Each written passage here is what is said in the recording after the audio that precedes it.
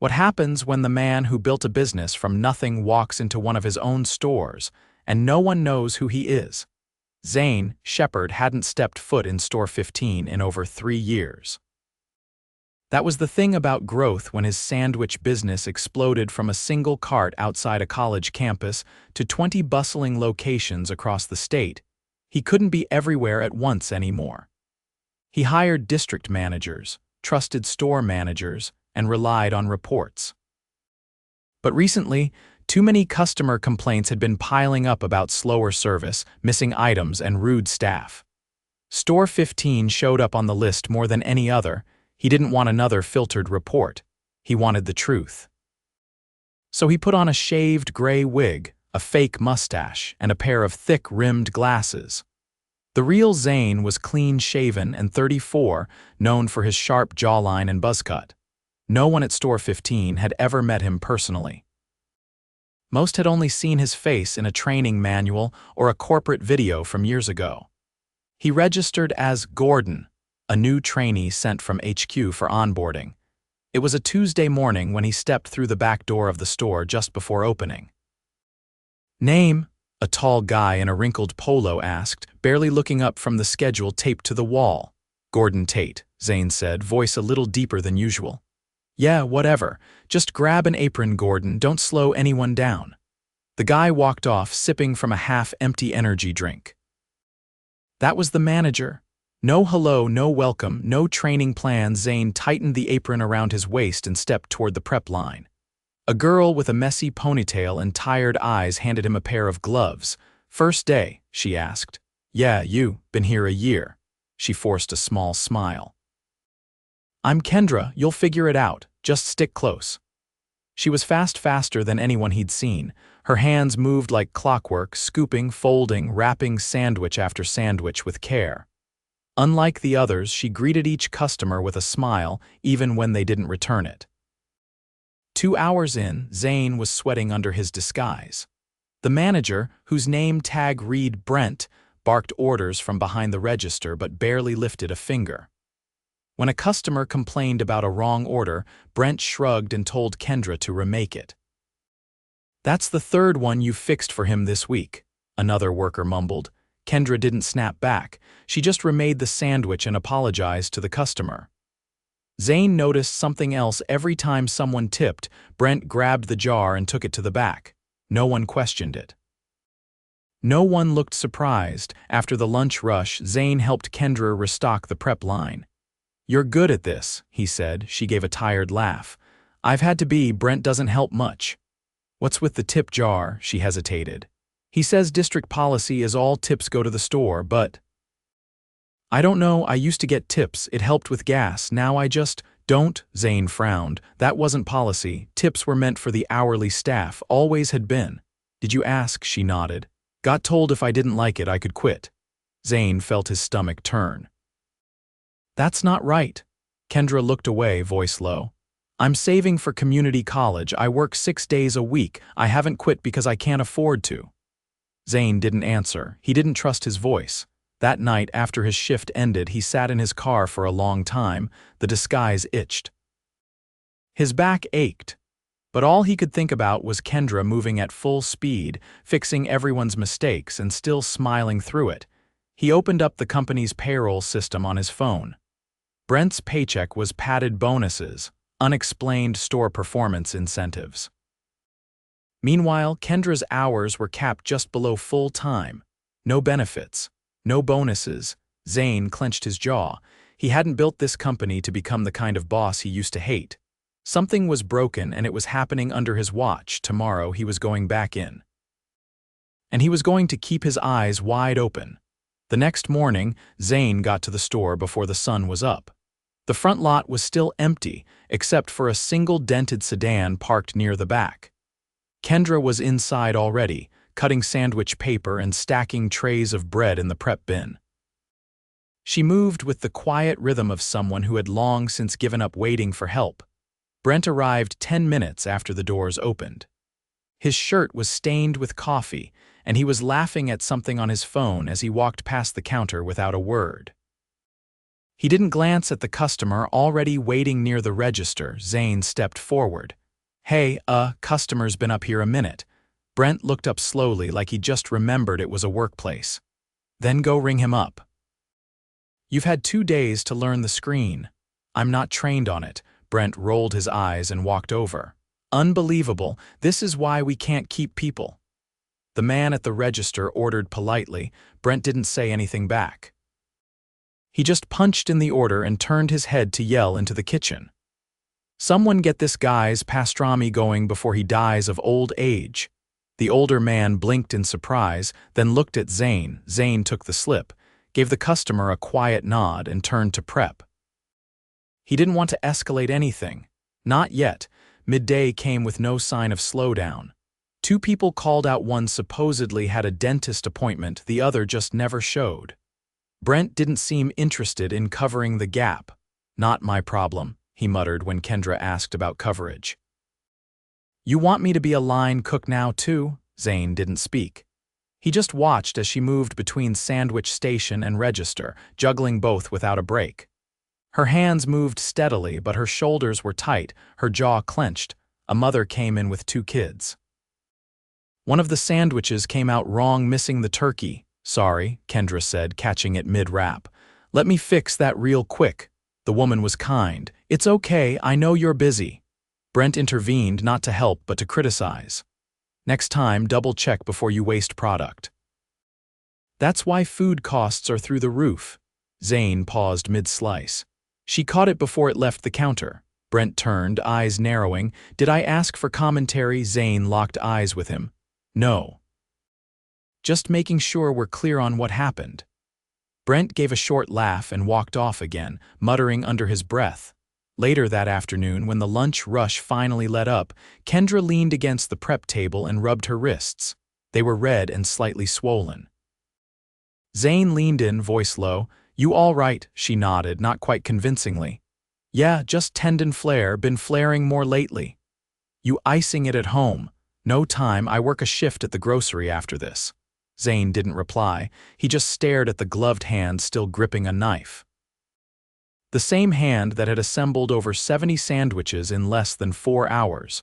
When the tip jar filled halfway, Brent came by again. He didn't say anything. Just scooped the bills out and stuffed them into a zip pouch. This time, Zayne followed him to the back. Brent was at the desk counting out the cash. Where's that money go? Zayne asked. Brent looked up. Store drop. Standard policy? Store drop doesn't include tips. Brent's expression shifted. You new guys always think you know something. It's discretionary. If I use it for shift incentives or supply gaps, that's my call. Zayne stepped closer. You used it for shift incentives? Brent blinked. I don't have to explain myself to a trainee. Zayne nodded once. Right. He walked back to the front. The next hour passed quietly, but something was building. Zayne could feel it. Kendra was slowing down, not because she was lazy, but because she was running on fumes. At 4, a customer got agitated over a sandwich with the wrong bread. Kendra apologized, offered to fix it. The guy raised his voice. You people can't even read a simple ticket. What kind of morons work here? Brent was nearby. He heard it. He didn't move. Zayne stepped forward. Sir, you can't talk to her like that. The man turned. Who are you? Someone who won't let you insult our staff. Your sandwich will be fixed, but not if you keep barking at people. Brent finally jumped in. Let's not make this worse. He turned to Kendra. Just remake it and move on. Kendra's voice cracked. I've remade 4 today. I haven't had water since 11. Brent waved it off. No one's stopping you from drinking water.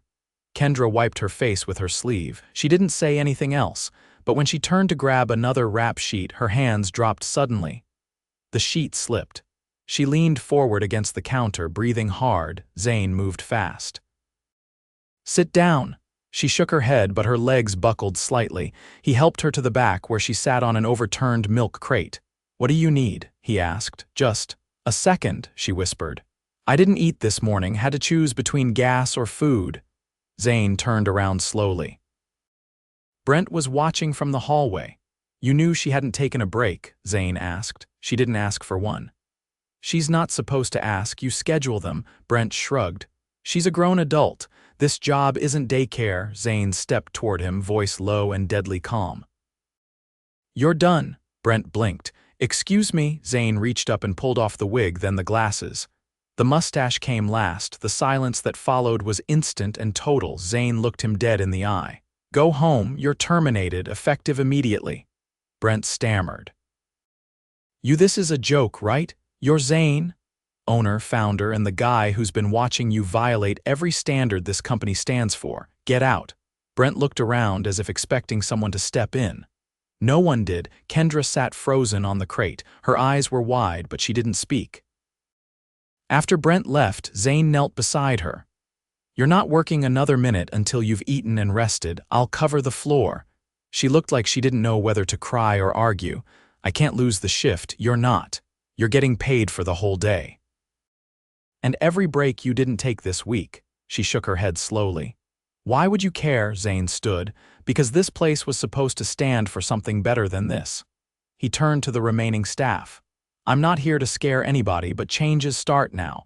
No one works through breaks. No one hoards tips, and no one gets talked to like dirt while I'm standing here. One of the younger workers near the register raised a hand halfway. Can we still, are we still allowed to talk to you? Zayne smiled, not the company video smile, but a real one. Yeah. And tomorrow we'll talk more. For now, let's get through the dinner rush together. Nobody cheered. Nobody clapped, but the tension in the air shifted. For the first time in a long time, they weren't just surviving the day, they were being seen. The next morning, Zayne arrived at store 15 before the doors were unlocked. He parked at the far end of the lot, watching the sky lighten with the early stretch of dawn. He wasn't in disguise anymore. No wig, no glasses. Just jeans, a polo, and the face most of the staff still hadn't connected to the name on their paychecks. Inside, the lights were already on. Kendra was behind the prep table again, sleeves rolled up, arranging sliced vegetables into clean metal bins. Her movements were slower than before, deliberate, but lacking the frantic urgency he'd seen earlier in the week. She looked up as the door opened, her face unreadable. I didn't know if you'd come back, she said. Zayne stepped in, letting the door shut behind him. Didn't know if you'd want me to. She didn't answer at first, just wiped her hands on a towel and nodded toward the back fridge. We've got a produce delivery coming in 20 minutes. It hasn't been rotated in 2 weeks. He followed her into the back without a word. The walk-in cooler was overstocked on cheese and short on tomatoes. A stack of expired pickles sat on the bottom shelf, unopened. That's going to be a reportable issue, she said, crouching to check dates. It already is, Zayne replied. I wrote it down last night. I'll be bringing in a compliance team. You think it's just this store? I hope not, but I'm not betting on it. Kendra stood up slowly, rubbing her side. I called in someone to help on register. She used to work here before Brent cut her hours, said she'd come in if I asked. Zayne nodded. That's good, we'll need the help. They returned to the front as the first shift clocked in. A young man with a nervous posture and headphones still around his neck walked through the side entrance. He paused when he saw Zayne. You're the guy from yesterday. Zayne extended a hand. Zayne Shepherd, I promise I'm not here to fire anyone who's doing their job. The kid hesitated, then shook it. Miles, I run the grill sometimes and mop. Well, today you're running grill. And if anyone asks you to mop during lunch rush, send them to me. Miles gave a half grin, then ducked into the back. Kendra slid a clipboard across the counter toward Zayne. You'll want to see that. It was a shift log, handwritten, most of it in pencil. The last 3 weeks showed repeated shift gaps, missed breaks, and overlapping schedules with zero coverage. One note from last Thursday read, had to close early. Only me and Miles showed. Zayne read through the pages slowly. Why didn't anyone report this up?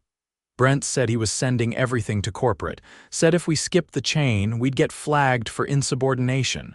He told you that. He told all of us that. Zayne's jaw tightened. That ends now. By 11:30, the first wave of customers started filing in. The register was manned by a woman with short curls and a quick, efficient rhythm. She nodded toward Zayne as he stepped behind the prep line. "You're the boss, apparently. Well, thanks for letting me fill in." "I'm Ruby. Brent cut me down to one shift a week after I got sick last month, said I wasn't dependable. You're welcome here now, as many hours as you want to work." She nodded once, then turned back to the register. The line moved fast. Zayne worked the prep line, hands steady. Kendra floated between stations, catching missing items, offering quick, quiet support. But by 1 o'clock, the staff was clearly straining. Ruby had skipped her break to keep the line moving. Miles was sweating through his shirt at the grill. Kendra had stopped speaking entirely, just working in silence. Zayne motioned to Ruby. "We need to rotate people out, even if it's 5 minutes. I can hold the front if you take her spot," she said, nodding toward Kendra. He agreed, stepping in. Kendra didn't argue. Just slipped off her gloves and walked to the back. 2 minutes later, a voice called from the hallway. "Zayne," he turned. Kendra stood just inside the office doorway, holding something in her hand. "This was in his drawer," she said, offering a folded envelope. "I was looking for the first aid kit. Found this instead." Zayne unfolded the envelope. Inside were 5 crumpled receipts and a wad of small bills. The receipts showed purchases from a liquor store, a gas station, and something labeled as Gamer's Lounge. All were dated on days Brent had claimed to be working late. "These are from the tip jar," Zayne said. Kendra nodded. "Looks like it. Same pouch he used yesterday." Zayne exhaled slowly. "I'll be forwarding this to HR and law enforcement." He walked back out to the line and motioned for Ruby to take a break. She hesitated, but he insisted. Kendra returned, visibly stiff but focused again. At 2:30, just as the lunch rush died, an older man in a beige windbreaker entered. He walked up to the counter with a quiet confidence, bypassing the line. "You the owner?" he asked. Zayne stepped forward. "Yes. I'm Jim Carver, District Health Inspector. Someone from your team flagged our hotline last night, said you'd want to walk through today." Zayne nodded. "Absolutely." "Let me grab the logs." Over the next 30 minutes, Jim walked the entire store. He checked temperatures, storage labels, hand sink access, and all food rotation systems. Kendra shadowed him, answering questions calmly. Ruby rejoined the counter and kept things moving while Miles cleaned the grill. When Jim returned to the front, he looked at Zayne without expression. 3 minor infractions. 1 expired product, 1 broken shelf in dry storage, and a missing hand-washing sign in the restroom, all fixable within 48 hours. Zayne nodded. "We'll get it done today." Jim paused. "You've got a good team. They weren't shy about pointing out what's wrong. That's rare."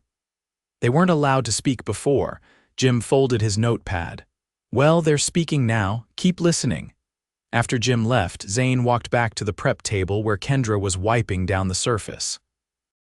"You led that walkthrough like someone who's done it before. Used to work at a bakery. We got inspected every other month. I remember what they look for." "Have you thought about management?" She blinked. I'm not trained for that. You're already doing it. You're organizing the line, onboarding new people, keeping the place legal." "I don't have a degree." "You don't need one." She looked down. "I can't afford school anyway." Zayne leaned against the counter. "I'll make you a deal. You take the assistant manager role. We'll cover your tuition once you hit 6 months. Part of a new program we're launching. You'll be the first." Kendra didn't answer right away. She just stared at the counter, then slowly nodded. "I'll need some time to learn. You'll get it." As the afternoon settled into a lull, Zayne gathered the team at the front. Ruby, Kendra, Miles, and 2 new part-timers who had come in for the evening shift. "I owe all of you an apology," Zayne said. "This store wasn't broken because of you. It was broken because we let people run it without oversight. That won't happen again." No one spoke, but every face was turned toward him. "Starting Monday, we're rotating in a new training coordinator. You'll have proper onboarding, scheduled breaks, and full access to HR. Any issue, you go straight to them, no chain of command required." Miles raised a hand halfway. "What about pay?" "We're reviewing all wages across the region. But for this store, raises are effective immediately, backdated to the beginning of the month." Kendra looked at him, eyes steady. And the tips, Zayne nodded. Full restitution, every dollar Brent took will be returned with interest. The room was quiet. Not stunned like the day before, just heavy with something that felt like cautious hope. As the team returned to their stations, Zayne lingered near the register. Ruby gave him a look. "You're staying the whole shift," he nodded. "If you'll have me," she laughed once. "Grab an apron, boss. We've got orders piling up." He reached for the drawer. For the first time all week, his hands didn't shake. The following week began with quiet changes that didn't need big announcements. The training coordinator, a seasoned woman named Lisa from another district, arrived Monday morning with a clipboard, a calm tone, and no tolerance for shortcuts. She didn't raise her voice, didn't grandstand, just observed, asked questions, and corrected where needed. Zayne stayed mostly in the background now. He worked a few hours each day on the floor, but the goal wasn't to hover. He wanted to understand the rhythm, not control it. The staff was still cautious around him, but they no longer flinched when he entered the room. On Wednesday, Kendra asked to speak with him during the mid-afternoon lull. She led him to the back hallway, near the dry storage racks where the light flickered slightly overhead. "I got the tuition paperwork from HR," she said, holding a thin envelope. "It says I'll have to maintain a certain GPA. That's fine. Just wanted to make sure I'm not committing to something I can't balance." "You're already balancing this job and another one," Zayne said. "You'll be fine." She nodded but didn't move. "I'm not trying to be ungrateful, but I don't want a spotlight. I just want to do the work and go home. You won't be treated differently. The spot is yours because you earned it." She folded the letter and tucked it into her apron.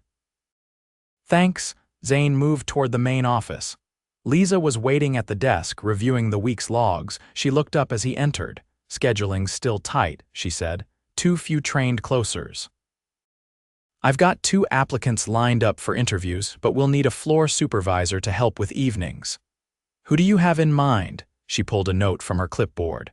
"The kid on Grill Miles. He's green, but he's got good instincts.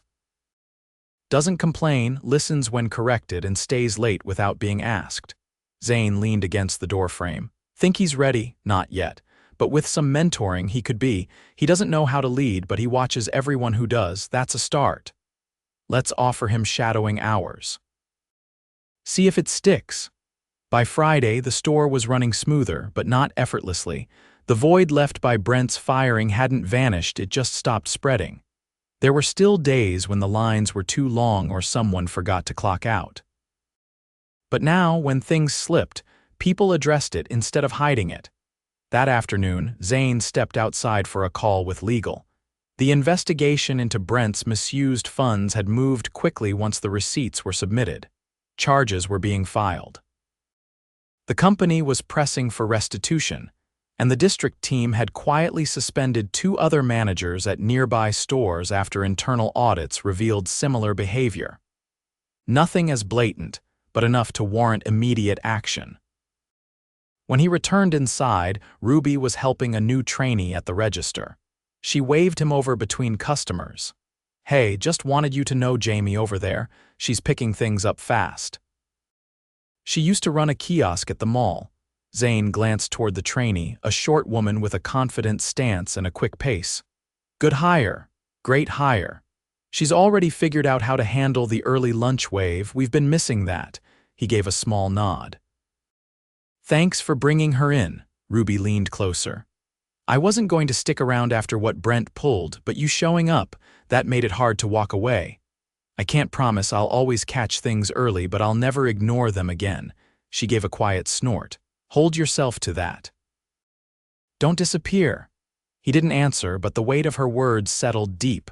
Later that evening, after the dinner crowd had cleared, Miles approached him by the soda machine.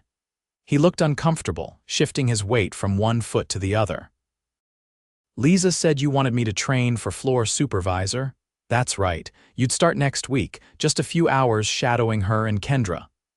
"I've never managed anything before, not even a group project in school." "You don't have to be perfect.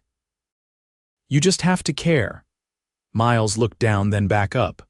"Okay, I'll try." Zayne clapped him gently on the shoulder. That's all I ask. The next morning, Kendra unlocked the doors at 6:30. She moved through the prep area with quiet efficiency, setting up the line, checking the slicer, and running through the opening checklist. Everything was where it needed to be. At 7, Zayne arrived with 2 large boxes. The crew eyed them curiously as he placed them on the back counter. "What's that?" Kendra asked. He opened the first box. Inside were navy blue zip-up jackets, each stitched with the company logo on the front and the word Store 15 beneath it. The second box held fresh aprons, still folded and tagged. "We're not a franchise. We're a team," Zayne said. "Each store should feel like its own unit. This is a start." Ruby picked up one of the jackets. "Looks better than the old polos." Miles pulled one on. "Fits better too," Zayne turned to Kendra. "You'll be picking out the next round of gear. We'll give each store a say moving forward." "You earned that." Kendra didn't say anything, but she didn't look away either. Later that day, just before closing, a man in a crisp button-up entered the store. He looked out of place, clean shoes, expensive watch, eyes that scanned every corner of the room. He walked up to the counter with a casual smile.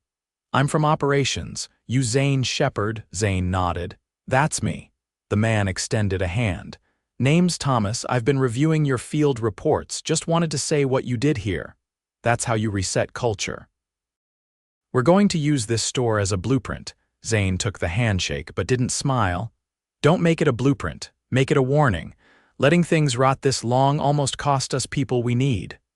Thomas's smile faded slightly. "Fair enough." As the man left, Zayne turned back to the team who had gathered near the prep table. "I'm stepping back after this week," he said. "Not because I'm done, because it's yours now. I'll still be checking in, but this store doesn't need a watchdog, it needs trust." No one clapped. No one needed to. That night, after the doors were locked, Zayne stayed behind to help close. He wiped down the last prep counter alongside Kendra, neither of them speaking until the final bin was in the cooler. She turned to him, arms crossed. "You know, a month ago, if you'd walked in here with that speech, I would have laughed. I would have deserved it. Now," she pulled her jacket tighter, "now I think maybe we've got a shot." Zayne looked around at the quiet, clean store. The lights were dimmed, the machines off. For once, it didn't feel like something barely holding together. "I think we do." They walked out together into the cool night air. No headlines, no applause, just tired feet, full trash bins, and a team that had stopped surviving and started building.